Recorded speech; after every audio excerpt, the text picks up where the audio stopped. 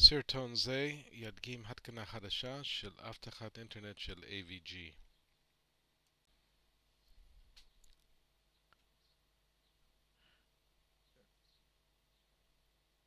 מפעילים את קובץ ההתקנה שהורדנו מהקישור שקיבלתם בפרטי הזמנה, או שהורדתם מן האתר בעצמכם ושמרתם על השולחן כמו במקרה הזה.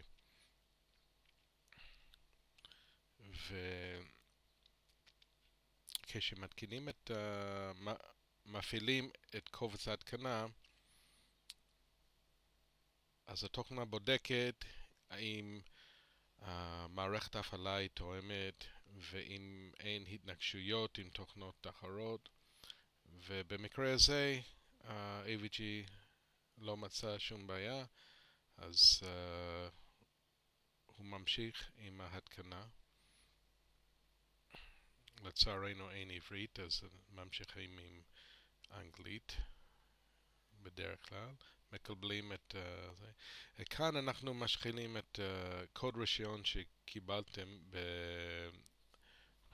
במייל עם פרטי הזמנה.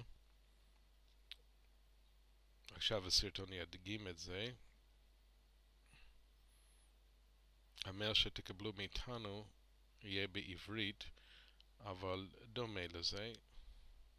ותמצאו את הקוד רישיון, הקוד הארוך הזה. אז מעתיקים מתוך המייל וחוזרים לתוכנת ההתקנה.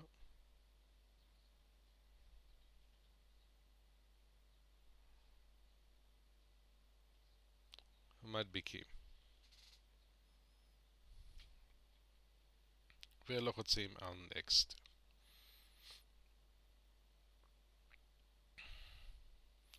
למי שיש ויסטה או 7, יש אפשרות להוסיף את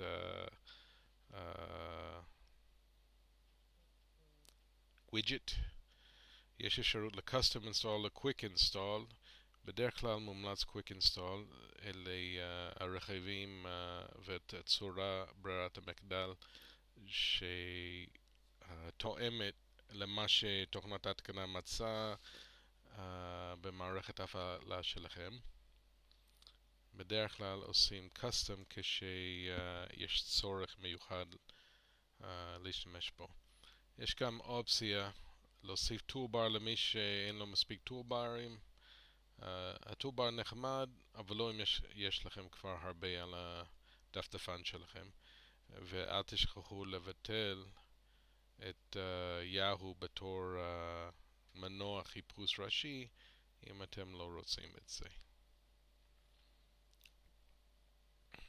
לחצנו על Next וההתקנה ממשיכה.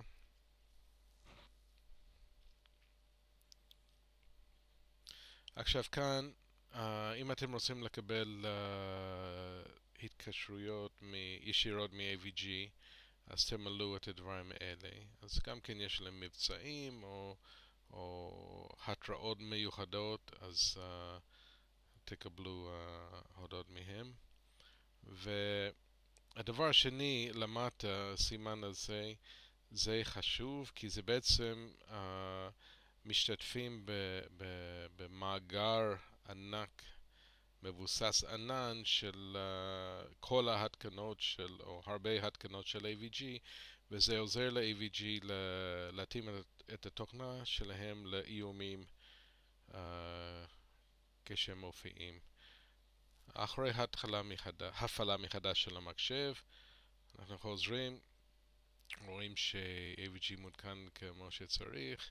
יש את האייקון, פותחים, כשהכל מסומן בירוק, סימן שהכל תקין. תתאמו מה-PC Analyzer, זה מוצר אחר והוא מסומן בכחול. כשלוחצים על זה, זה הצעה של רכישה של מוצר אחר. אפשר למחוק את קובץ הזמני ונשארים רק את הקיצור דרך ועם הווידג'ט על שולחן העבודה והאייקון למטה, וזהו.